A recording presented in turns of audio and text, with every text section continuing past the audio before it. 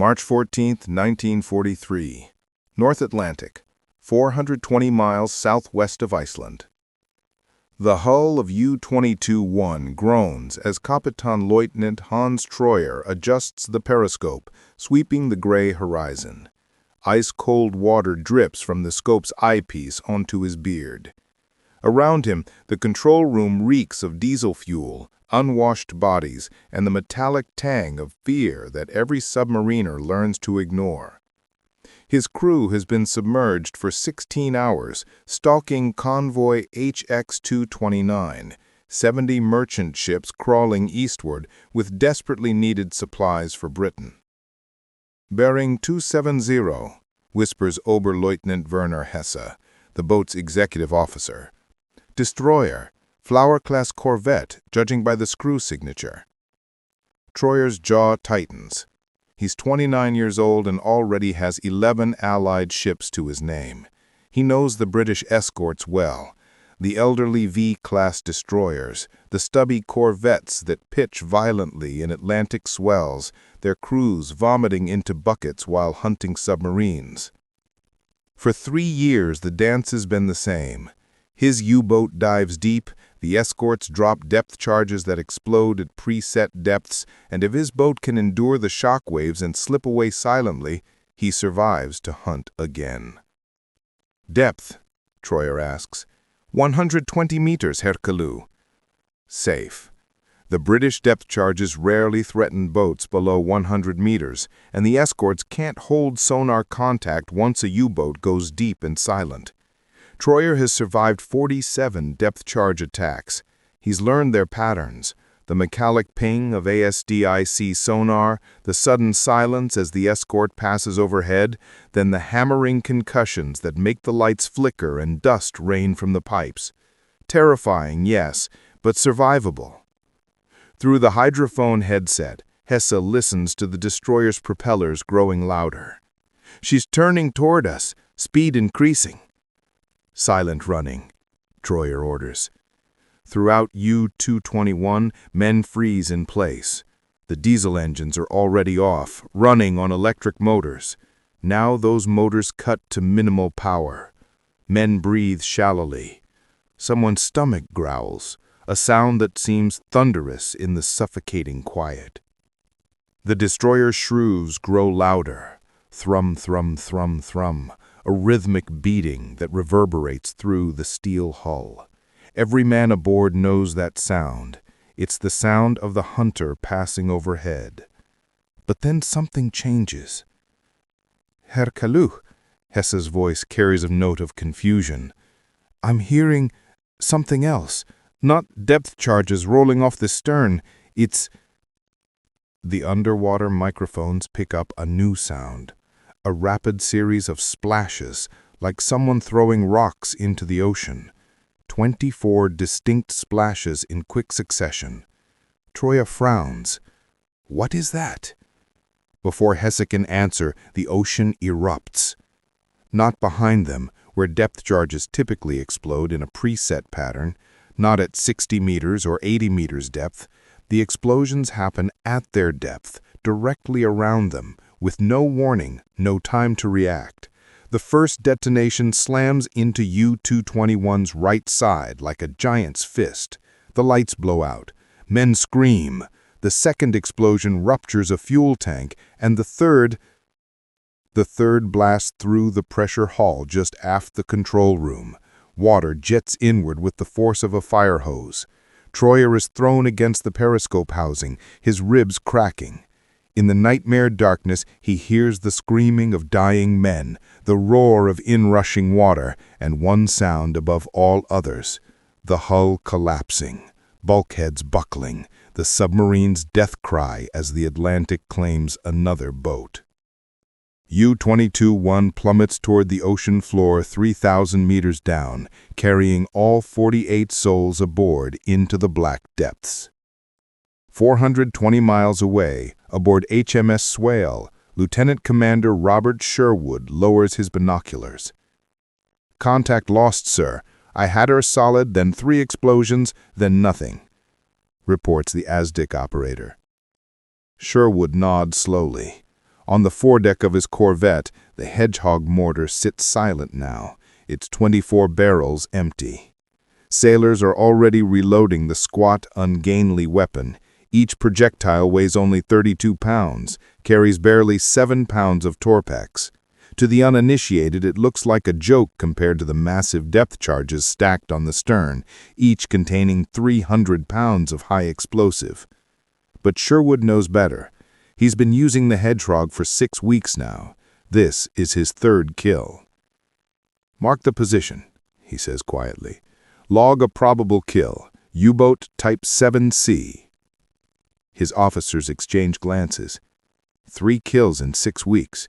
Before the Hedgehog, Sherwood's previous ship went 18 months without sinking a single submarine. Across the North Atlantic, in the operations rooms of a dozen navies, officers are beginning to notice a pattern. Wherever the Hedgehog appears, U-boats die. Not occasionally, not with the old success rate of 1 kill per every 20 attacks. The Hedgehog is killing submarines at 5 times that rate, and the German submariners have no idea why. Meanwhile, 180 nautical miles northeast, aboard U-186. Korvettenkapitan Siegfried Hessemann surfaces his boat under cover of darkness to recharge batteries and receive radio traffic. His radio man hands him a decoded message from BDU, Befehlshaber der Unterboote, U-boat command headquarters in Lorient, France. The message is brief. U-221 overdue and presumed lost. Last reported position grid BE-42, convoy HX-229. Hessemann's throat tightens. Hans Treuer.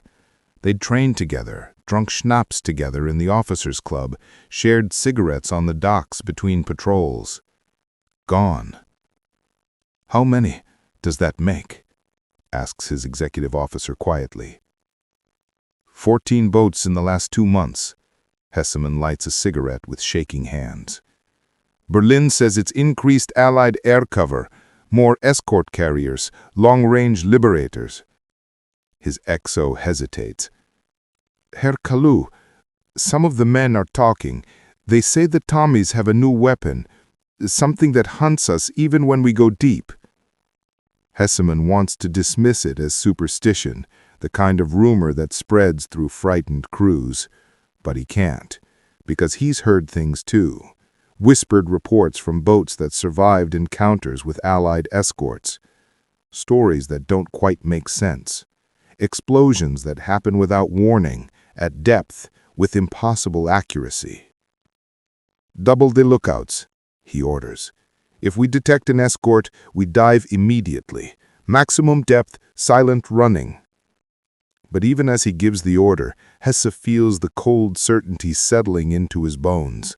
Something has changed in this war. The Atlantic, once prowled by German wolf packs with near impunity, has become a graveyard, and whatever is killing them hunts with terrifying efficiency. Far to the west, in a warehouse in Liverpool, England, workers are assembling more Hedgehog mortars. They work in 3 shifts, around the clock. The Royal Navy wants every escort ship equipped within 6 months. The U.S. Navy is placing orders for their destroyers and destroyer escorts. The weapon that U-boat crews don't yet understand, that many don't even believe exists, is about to turn the Battle of the Atlantic into a slaughter. September 1940. Admiralty Research Laboratory, Teddington, England. Lieutenant Commander Charles Goodeve stares at the blackboard covered in calculations and crosses his arms. Around him, 6 naval engineers wait in uncomfortable silence. Through the laboratory windows, London's skyline shows fresh bomb damage from last night's Luftwaffe raid. The Battle of Britain rages overhead, but Goodeve's war is underwater. "Gentlemen," he says finally, "we are losing." Nobody argues. The statistics are undeniable. Since the war began, German U-boats have sent over 500 Allied merchant ships to the bottom, nearly 3 million tons of shipping. Britain is an island that imports everything: food, fuel, ammunition, steel. The U-boats are strangling the lifeline, and the Royal Navy's response has been criminally ineffective. Current doctrine, Goodeve continues, topping the blackboard, requires our escorts to pass directly over a submerged U-boat, then drop depth charges off the stern. Those charges sink at roughly 10 feet per second and explode at preset depths. Do you see the problem? Commander William Fell, a destroyer captain on loan to the research division, nods grimly. By the time the charges reach detonation depth, the U-boat has moved. We're firing empty water. Precisely. Goodeve picks up a piece of chalk. From the moment we lose sonar contact, which happens when the U-boat passes under our hull, to the moment the first depth charge explodes, 15 to 20 seconds elapse. A U-boat traveling at 3 knots covers roughly 100 feet in that time. We're essentially firing blind and hoping we get lucky. The statistics support it, adds Fell. We're expending an average of 200 depth charges per U-boat kill. Some boats have survived attacks involving over 300 charges. It's unsustainable. Goodeve moves to a table where a scale model sits under a canvas tarp. He pulls the tarp away, revealing something that looks more like a medieval siege weapon than modern naval equipment. A framework supporting 24 small mortars arranged in 4 rows. This, he says, is the Hedgehog. The engineers lean closer. Each mortar barrel is barely 3 feet long, angled forward at 45 degrees. The projectiles beside them are surprisingly small, about the size of a large pineapple, each with a stabilizing fin and an impact fuse protruding from the nose. Forward-throwing spigot mortar, Goodeve explains. Fires 24 contact-fuse projectiles in an elliptical pattern ahead of the escort ship. Range, 250 yards. Pattern spread, approximately 130 feet by 40 feet. The projectiles sink at roughly 23 feet per second. Fell circles the model, skepticism written across his face. Contact fuses, not depth fuses? Correct. They only explode on impact with the submarine's hull. And if they miss, they sink harmlessly to the bottom. Fell's eyebrows rise. Commander, you're proposing we give up the suppression effect entirely. Depth charges explode whether they hit or not. They at least damage and terrify the crew, force them to surface or make mistakes. Your weapon only works with a direct hit, which we never achieved anyway with depth charges, Goodeve counters. We were deceiving ourselves thinking near misses counted as victories. A U-boat's pressure hull is phenomenally strong. Unless a depth charge detonates within 20 feet, it causes minimal damage. Some rattled instruments, frightened men, perhaps a leak. Then the submarine slips away and sinks another convoy. He picks up one of the Hedgehog projectiles. 32 pounds, 7 pounds of Torpex explosive, twice as powerful as TNT. But here's the crucial difference. We fire these while we still hold sonar contact. The escort ship doesn't pass over the target. We approach to optimal range, fire the full spread while the U-boat is clearly marked on ASDIC, and the projectiles land where the submarine actually is, not where we hope it might be. Another engineer, a thin man named Roberts, raises his hand. The mathematics are sound, sir, but have you considered the psychological element? When depth charges explode, the escort crew knows they've attacked. The U-boat crew knows they're under attack. There's a satisfaction to it. Your weapon, if it misses, gives no indication anything happened at all. No explosions, no confirmation, just silence. Exactly. And if it hits... He doesn't finish the sentence. He doesn't need to.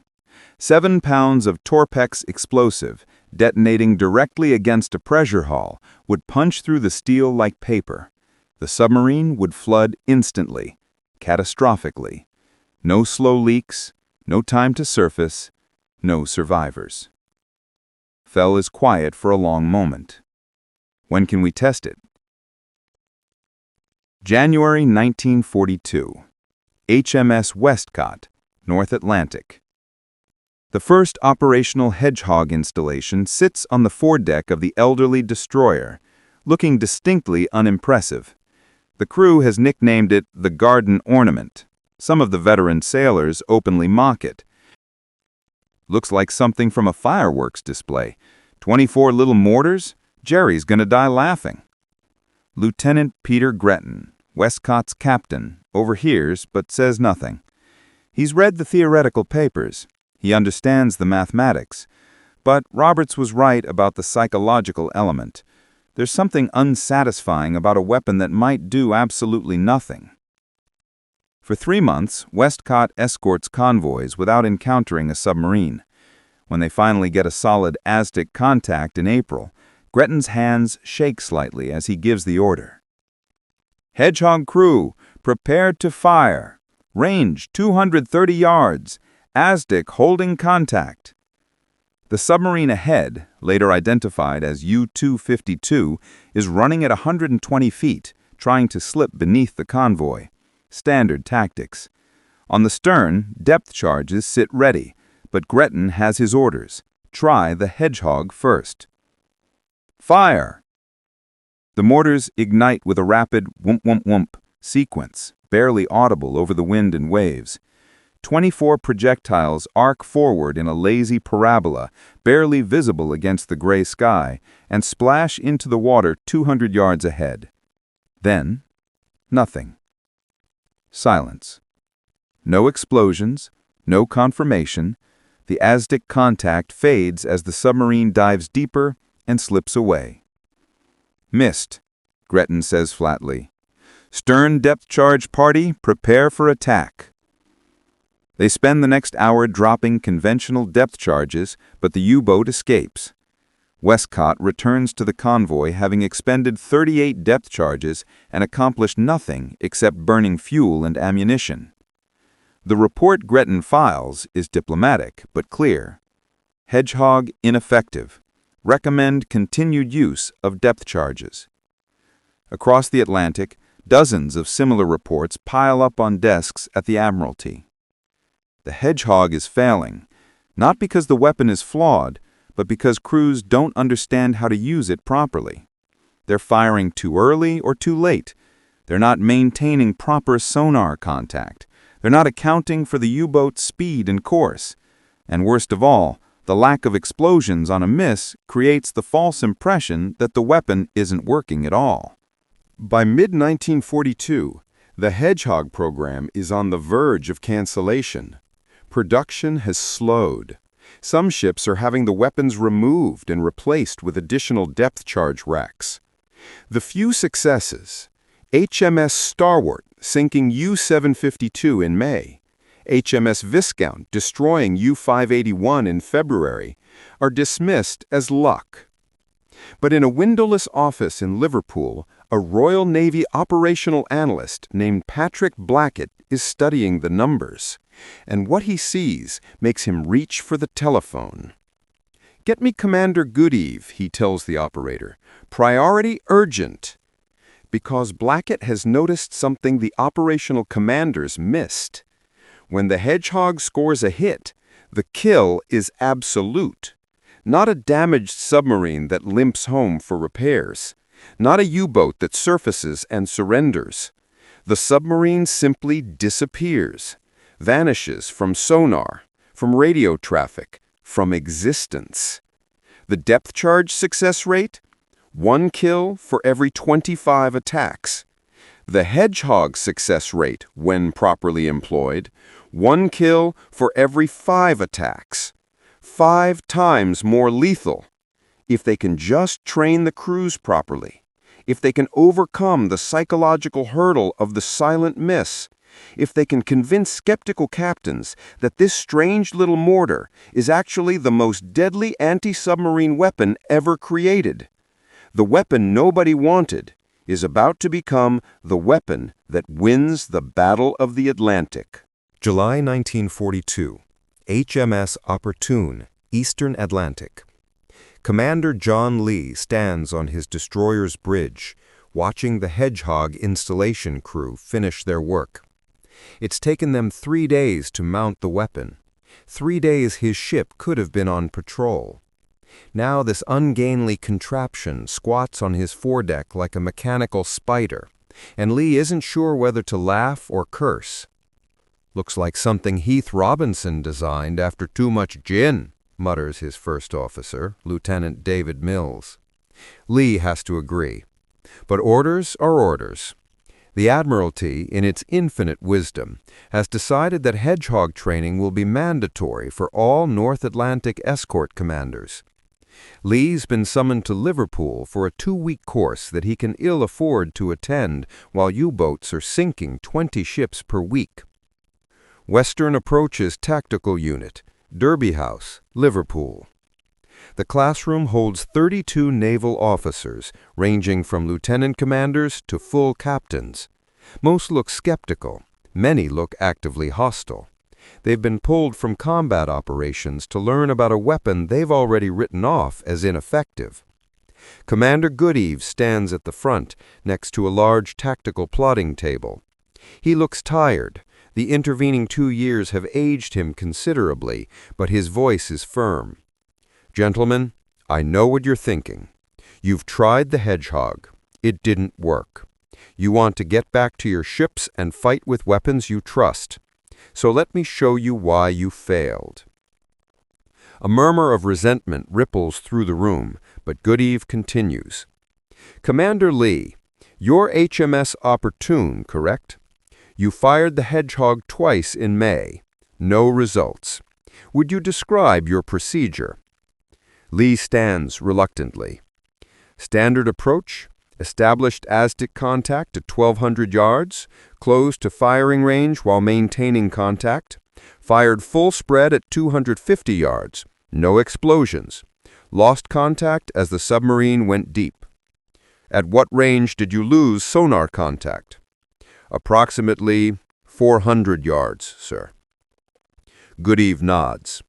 "And you fired at 250 yards, which means you closed another 150 yards after losing your target. You were firing blind.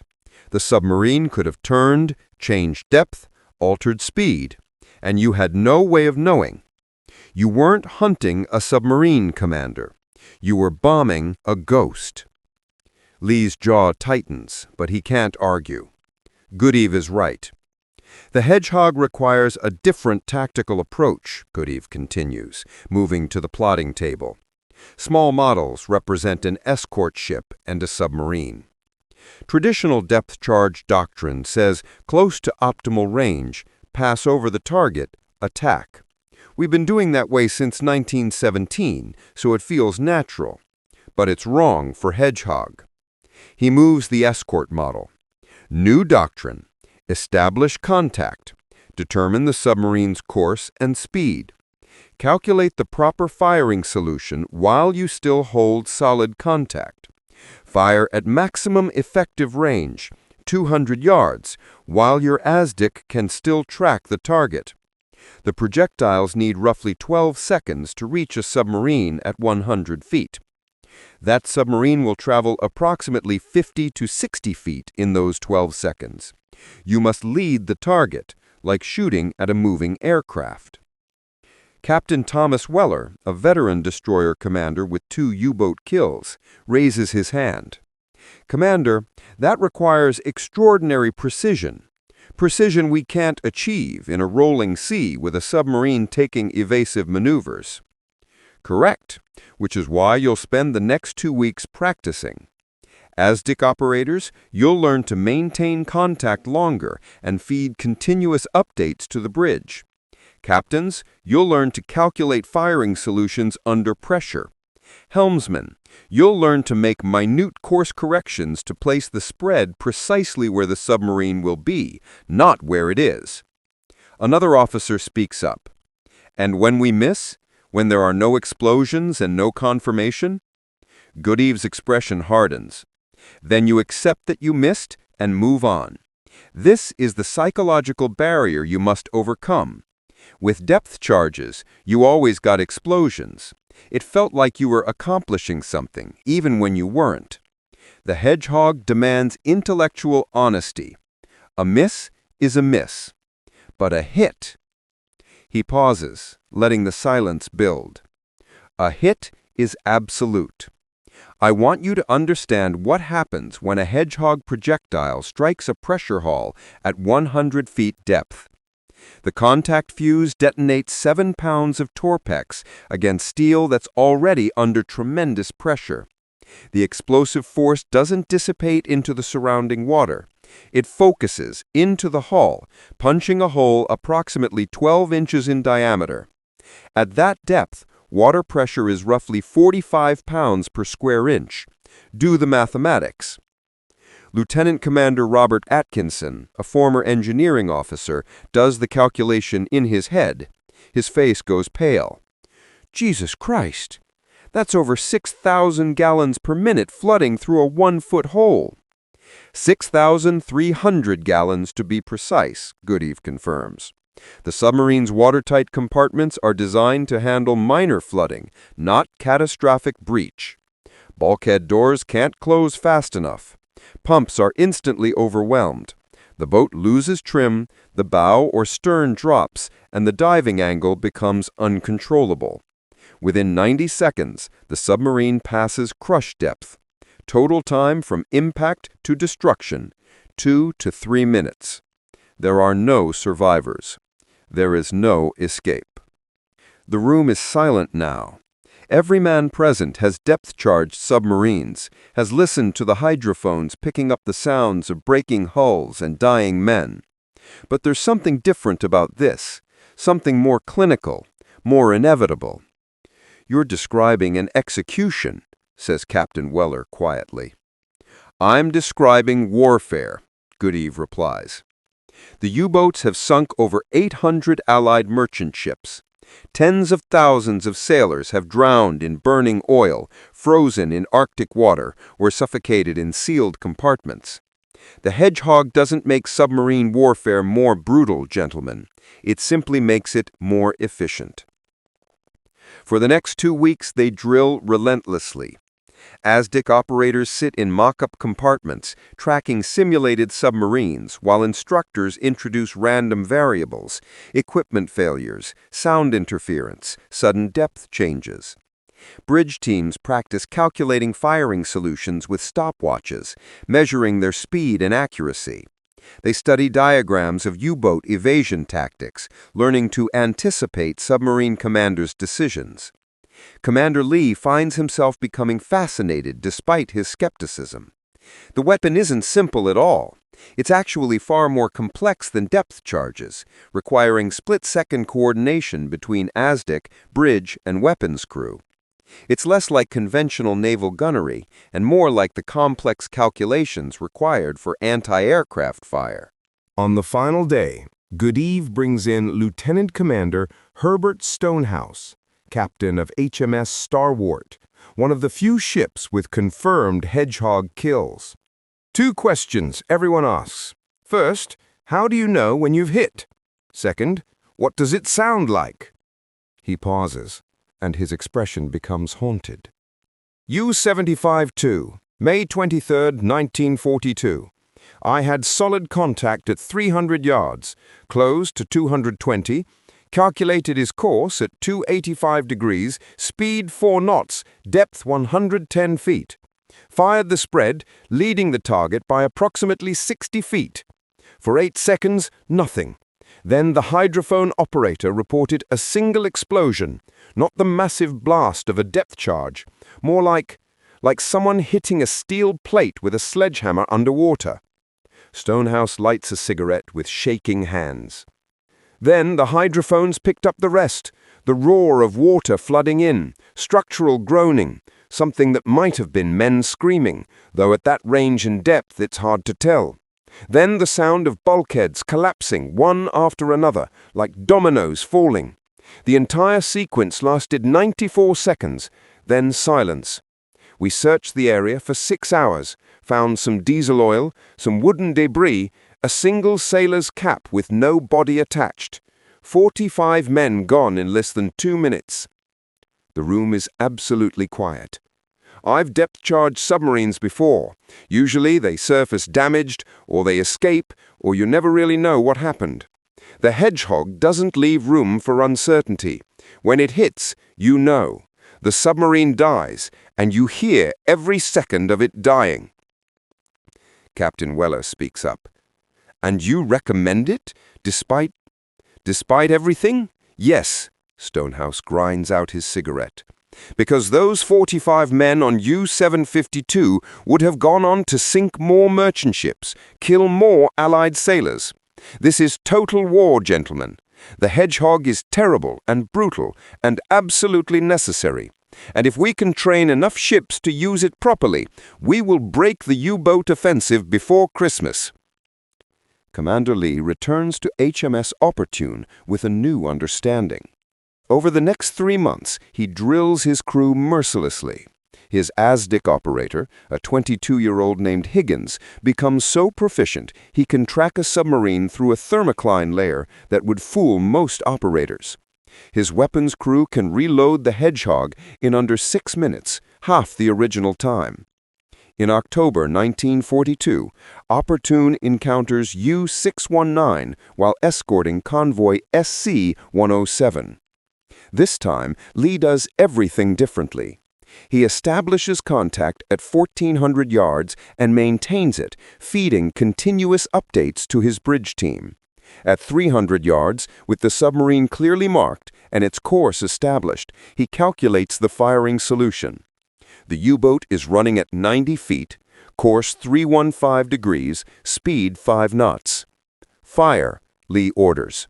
The Hedgehog ripples. 24 projectiles arc forward. 12 seconds of silence. Then the hydrophone operator's voice, tight with controlled excitement. Single impact, sir. Flooding sounds. Structural failure. She's going down. Lee stands frozen on the bridge, listening to the death of U-619 and its 48-man crew. It's terrible. It's necessary. It's working. February 1943. U-boat bunker, Lorient, France. Captain Terzi Hans Rudolf Rosing stands in the concrete fortress that houses Germany's Atlantic U-boat fleet, watching crews file past. They're young, too young. Boys with hollow eyes and forced smiles, trying to look confident as they board submarines for patrols from which, statistically, 1 in 3 will never return. The numbers are getting worse. Rosing's adjutant, Oberlieutenant Klaus Fischer, approaches with the latest casualty reports. Herr Kapitän, January losses 19 boats. February to date, 13 boats, with 2 weeks remaining in the month. Causes? Air attack accounts for 40%. The rest, Fischer hesitates. The rest are listed as unknown or presumed depth charge, but the reports from surviving boats are concerning. Rosing takes the folder and reads, U-456's log describes an attack by a British corvette that resulted in sudden catastrophic detonations without warning at depth. U-381 reports new weapon system, forward firing, high precision. U-boats that survive encounters describe explosions that happen exactly where the submarine is located, not in patterns around it. They're not guessing anymore, Rosing says quietly. Whatever this weapon is, it's not probabilistic. It's targeted. He moves to the wall map showing the Atlantic. Red pins mark U-boat losses. The pattern is unmistakable. Losses are concentrated along the convoy routes, where Allied escorts are most active. But more concerning is the nature of the losses. Boats are simply vanishing. No distress calls, no survivors, no wreckage beyond minor debris. BDU headquarters believes increased air coverage is responsible, Fischer says. BDU headquarters is in Paris, 500 kilometers from the nearest ocean, Rosing snaps.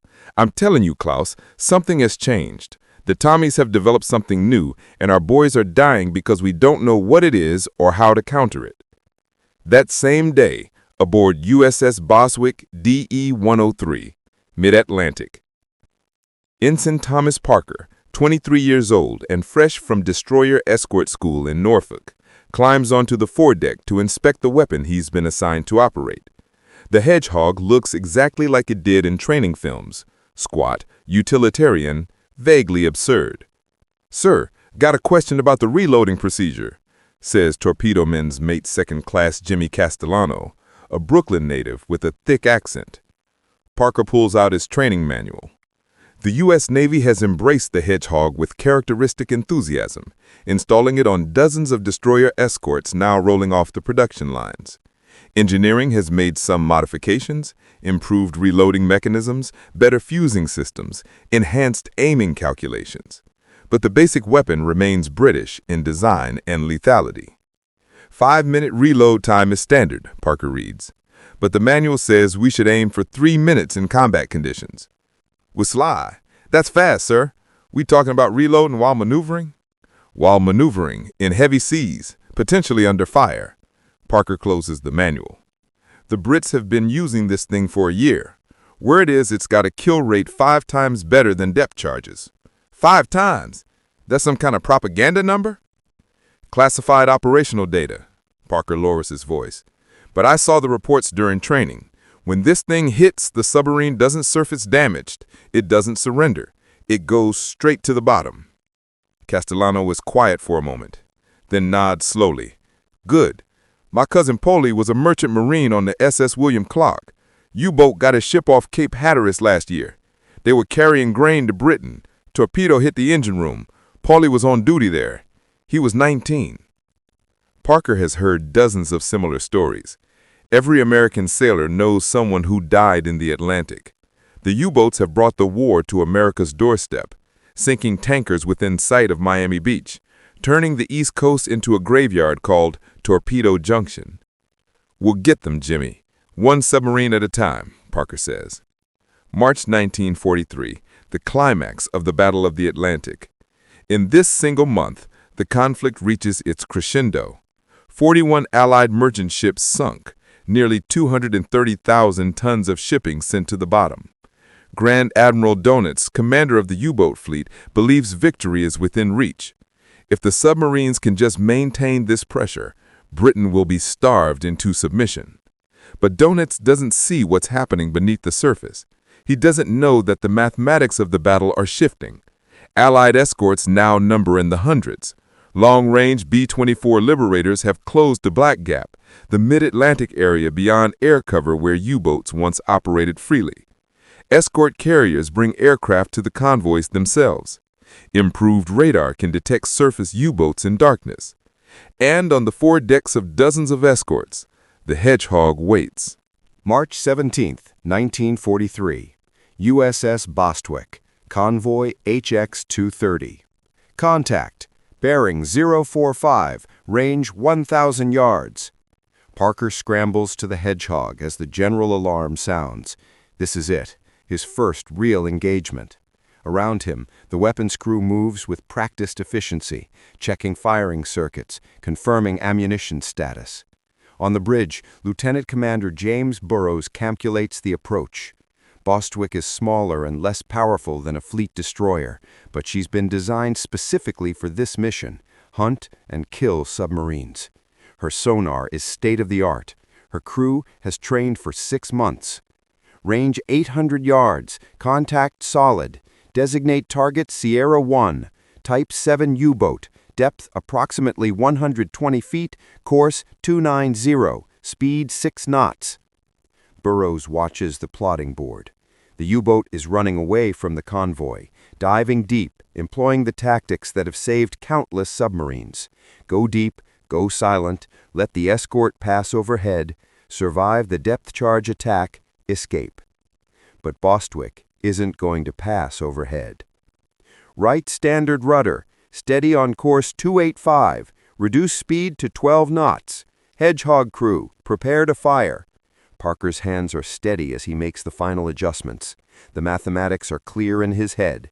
Range 230 yards, target moving left to right, need to lead by approximately 70 feet to account for target movement and projectile flight time. Range 300 yards, 275, 250, contact still solid. Hedgehog, fire! The mortars ignite in rapid sequence. Whump, whump, whump, whump. 24 projectiles launching in less than 3 seconds. They arc forward, dark against the gray sky, and disappear into the Atlantic swells. 12 seconds of silence. Parker holds his breath. This is the moment every Hedgehog crew knows, the moment when you either hear nothing and know you missed, or you hear everything and know you've killed. The sonar operator's voice crackles over the intercom. "Impact! Single detonation!" Then the sound comes through the hull itself, a muffled crack like distant thunder, followed by a groaning, tearing sound that makes Parker's stomach turn. Through the ship's hydrophones, the entire crew can hear what happens next. Water roaring into steel compartments, bulkheads collapsing, men screaming, high-pitched, terrified, cut short as the ocean claims them. The sound of a submarine dying, transmitted through water more efficiently than through air, so every sailor aboard Bostwick can hear the last moments of U-230 and her crew. 90 seconds. Then, silence. "Contact lost," the sonar operator reports. "No propeller sounds, no movement. She's gone." On the bridge, Commander Burrows marks the position and time in the log. On the foredeck, Parker and his crew stand frozen, listening to the echoes of what they've done. In the radio room, the operator sends a coded message. U-boat destroyed by Hedgehog. Convoy proceeding on schedule. U-230, 47 men, gone. Across the Atlantic, the pattern repeats with increasing frequency. HMS Swale sinks U-192 on May 6th. USS Buckley destroys U-66 on May 6th, though in that case, the U-boat surface is damaged and engages in a wild deck gun battle before being rammed and boarded. HMS Lagan kills U-201 on February 17th.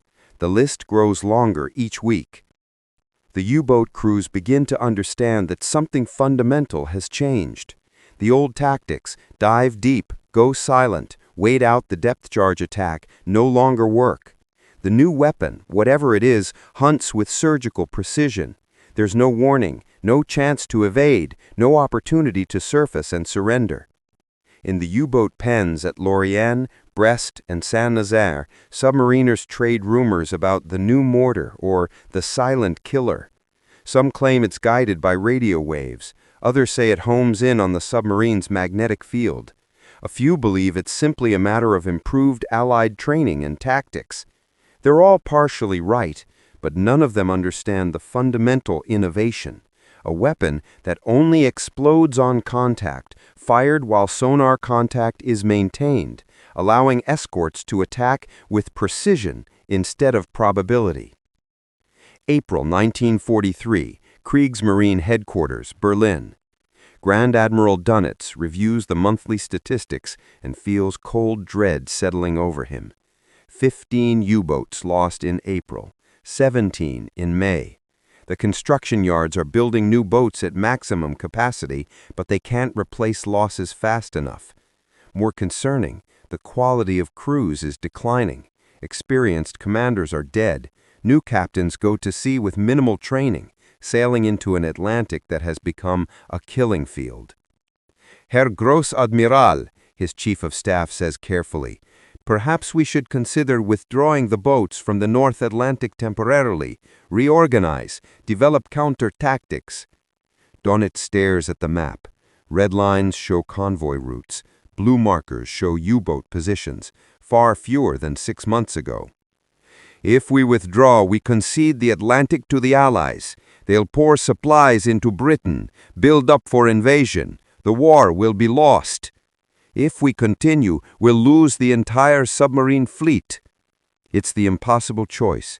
Continue the offensive and watch the U-boats die, or withdraw and concede strategic defeat. Dönitz doesn't know it yet, but the battle is already over. The Hedgehog, combined with improved radar, longer-range aircraft, more numerous escorts, and better training, has broken the U-boat offensive. The weapon that German submariners initially laughed at, that British commanders initially rejected has become the deadliest anti-submarine weapon of the war. By the end of 1943, over 30 U-boats will have been sunk by Hedgehog attacks. By war's end, the number will reach 47 confirmed kills, with dozens more possibles. The tide has turned. The hunters have become the hunted. May 24th, 1943. Convoy ONS-5, North Atlantic. The battle raging around convoy ONS-5 will be remembered as one of the pivotal moments of the Atlantic War, though few of the exhausted sailors fighting through it understand this yet. 43 merchant ships crawl eastward through heavy fog and mountainous seas, surrounded by a screen of escorts that has grown far stronger than anything the U-boats have faced before. Korvettenkapitan Ernst von Witzendorf commands U-650, one of 30 submarines that Grand Admiral Dönitz has concentrated against this single convoy. It's the Wolfpack doctrine at its most aggressive. Overwhelm the escorts through sheer numbers, accept losses, but sink enough merchants to make it worthwhile. The mathematics made sense when they briefed the mission in Lorient. 30 U-boats against 43 merchants. Even if half the submarines are driven off, even if a few are sunk, the rest should slaughter the convoy. That's how it's always worked. But von Witzendorf has been submerged for 8 hours, listening to the hydrophones, and what he's hearing terrifies him. Herr Kaleo, his hydrophone operator whispers. Detonation bearing 180, single explosion, then breaking up sounds. That's the 4th submarine they've heard die today. Not driven off, not damaged, dead. 4 submarines in 8 hours, and the convoy hasn't even scattered. The escorts are hunting with a coordination and lethality that seems impossible. How? Asks Oberleutnant Franz Kohler, the boat's executive officer. How are they finding us so quickly? How are they killing us so efficiently? Von Witzendorf has no answer. Through the periscope, he can see 3 escorts, a destroyer, a corvette, and one of the new American destroyer escorts. They're not racing around randomly dropping depth charges. They're moving with purpose, like chess players who can see the entire board. New contact, sonar reports. Corvette, bearing 090, range 1,000 meters. She's turning toward us. Dive, 150 meters, silent running. U-650's electric motors drive them deeper. Around von Witzendorf, 48 men hold their breath. The corvette's propellers grow louder, closer. Here it comes, the depth charge attack they've survived a dozen times before. Except. She's not passing over us, the sonar operator says, confused. She's stopping. Range 300 meters. I'm hearing something. Multiple splashes, not depth charges. Von Witzendorf's blood turns to ice. He's heard the rumors, the new weapon, the one that doesn't miss. For 8 seconds, nothing happens. U-650 continues diving, trying to reach safer depths. Von Witzendorf allows himself to hope that whatever the British fired has missed, has sunk harmlessly past them. Then the world explodes. The Hedgehog projectile strikes U-650's forward ballast tank at a 40-degree angle, punches through the external plating, and detonates against the pressure hull just aft of the forward torpedo room. 7 pounds of Torpex, explosive focused by the shaped charge design, tears a ragged hole 14 inches across. At 150 meters depth, water pressure is 220 pounds per square inch. Through that 14-inch hole, the Atlantic Ocean enters U-650 at approximately 8,500 gallons per minute, over 140 gallons every second. The forward torpedo room floods completely in 12 seconds. The watertight door slams shut, but water is already spraying through the seal. 4 torpedo men die in the forward compartment, their screams cut short by the crushing water. "Blow all ballast tanks," von Witzendorf shouts, but he already knows it's futile. The bow is flooding too fast. The submarine's nose tilts downward, 15 degrees, 20, 30 degrees. Men tumble forward, slamming into bulkheads. Equipment tears loose. The angle becomes steeper. "We're passing 200 meters," reports the diving officer, his voice climbing toward panic. 220, 250. Herculeo, we've lost trim completely. The pressure hull groans, a deep bass note that reverberates through every steel plate. They're past the submarine's rated depth now, entering the realm where the ocean itself becomes the weapon. External pressure begins to exceed the hull's design limits. "Surface! Emergency surface!" But the command is meaningless. U-650 has become a steel coffin, plummeting toward the abyss. At 180 meters, the forward bulkhead fails. Seawater explodes into the control room with the force of an artillery shell. Von Witzendorf has 1 second to understand that he's about to die. 1 second to think of his wife and daughter in Hamburg. 1 second to curse the British weapon that has murdered his boat with surgical precision. Then the pressure hull collapses completely, and U-650 ceases to exist as anything but a cloud of debris sinking toward the ocean floor 3 kilometers below. Aboard HMS Pelican, 400 yards away. "Contact lost, sir. Breaking up sounds confirmed. U-boat destroyed." Lieutenant Commander Graham Donald marks the kill in his log. That's his second Hedgehog success in 3 days. Around convoy ONS-5, 5 other escorts have scored hits as well. The wolf pack that Donitz assembled to massacre this convoy is being systematically annihilated. The battle will continue for another 2 days, but the outcome is already decided. Of the 30 U-boats concentrated against ONS-5, 7 will be sunk. 13 will be damaged and forced to withdraw.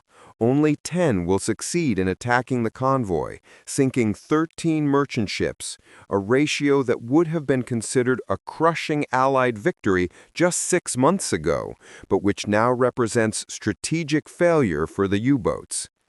Donitz will later call it Black May. In that single month, 41 U-boats are lost. The construction yards can barely build 20 per month. The mathematics of attrition have reversed. The hunters are being exterminated faster than they can reproduce. June 1943. Western Approaches Command, Liverpool. Admiral Sir Max Horton, Commander-in-Chief of Western Approaches, studies the classified report on his desk. The statistics are remarkable, almost unbelievable. Hedgehog-equipped escorts, 174. Hedgehog attacks conducted, January-May 1943, 312. Confirmed U-boat kills, 31. Probable kills, 14. Success rate per attack, 9.9%. By comparison, conventional depth charge attacks achieve a 2% success rate per attack. The Hedgehog is 5 times more lethal, exactly as the theoretical calculations predicted. But the real impact goes beyond simple statistics. The psychological effect on U-boat crews is devastating. They no longer feel invincible. The old tactics no longer guarantee survival. The Atlantic, once prowled by wolf packs with confident aggression, has become a gauntlet that young submarine commanders enter with mounting dread. Horton picks up his telephone. "Get me First Sea Lord. Tell him the Admiralty can authorize full production. I want every escort ship equipped with Hedgehog by December." July 1943. U-boat training school, Pillau, East Prussia.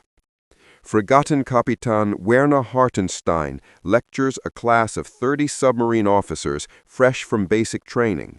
They're boys, really, most under 25, with smooth faces and eager eyes. They believe in the U-boat service. They've heard the propaganda about undersea aces and tonnage victories.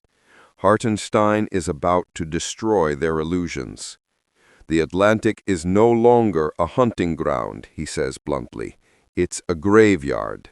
The British and Americans have closed the air gap. They have radar that can detect a surface submarine at 10 kilometers. They have improved sonar that can track you through thermocline layers. And they have a new weapon, a forward-throwing mortar called Hedgehog. He shows them technical drawings captured from a damaged British corvette. The young officers lean forward, studying the simple design. "It doesn't look like much," one of them says. "It doesn't need to," Hartenstein replies. "It fires 24 small projectiles in an elliptical pattern while the escort still holds sonar contact. Contact fuses, they only explode on impact with the hull. When one hits," he pauses, "there are no survivors. The submarine floods and sinks before you can even attempt to surface. Most crews don't have time to put on escape apparatus. You simply die." The classroom is silent now. "So what do we do? How do we counter it?" Hartenstein's laugh is bitter. "You can't counter it. You can try to avoid detection, stay deep, move slowly, minimize sonar signature. But if an escort gets solid contact and closes to firing range, your survival probability drops to nearly zero. The old doctrine of diving deep and weathering the depth charge attack no longer works. The mathematics have changed." He moves to a chart showing U-boat losses. The red line climbs steeply starting in early 1943. "In May alone, we lost 41 boats. 41. The construction yards produced 19. We're being destroyed faster than we can be replaced. And every month, more Allied escorts enter service, more Hedgehogs, more radar, more aircraft. The window is closing, gentlemen. The battle we thought we're winning is already lost." One young officer, barely 22, raises his hand. "Then why are we being sent out?" Hartenstein meets his eyes. "Because Grand Admiral Donitz believes we can still tie down Allied resources. Because the Führer demands continued offensive action. Because the alternative is admitting defeat, and Germany doesn't admit defeat." He pauses. "And because some of you, not many, but some, will survive your patrols, will sink enemy ships, will make them pay for every mile of ocean they cross." But his voice lacks conviction. Hartenstein knows the truth. He's training these young men for suicide missions. Most will die on their first or second patrol, killed by weapons they never see, drowned in steel coffins at the bottom of the Atlantic. The Hedgehog and its sister technologies have transformed submarine warfare from a calculated risk into a death sentence. December 1943, Atlantic Ocean, 800 miles west of Ireland. U-275, under the command of Oberleutnant zur See Helmut Bork, makes its last dive. The 24-year-old captain has survived 2 Atlantic patrols, which makes him a veteran by late war standards. He knows the sea is full of escorts. He knows the tactics that used to work are now fatal. But he has orders to attack convoy HX-270, and orders must be followed. HMS Bainton, equipped with the latest Hedgehog Mark II system, detects U-275 at 1,600 yards. Lieutenant Commander Hugh Griffith doesn't hesitate. He's made 17 Hedgehog attacks and scored 3 kills. He knows exactly what to do. 8 minutes later, U-275 joins the other 632 U-boats lost during World War II. 41 men die without firing a single torpedo. By war's end, the Hedgehog will have accounted for 47 confirmed submarine kills, more than any other single weapon system. It will prove the principle that contact-fused forward-throwing weapons are superior to conventional depth charges. The U.S. Navy will develop the weapon Alpha based on Hedgehog principles. Post-war anti-submarine mortars will use the same basic concept. But more than the technological legacy, the Hedgehog represents a fundamental shift in naval warfare. It proved that precision trumps probability, that targeted weapons are more effective than suppressive ones, that mathematics and science can overcome even the most experienced tactical doctrine.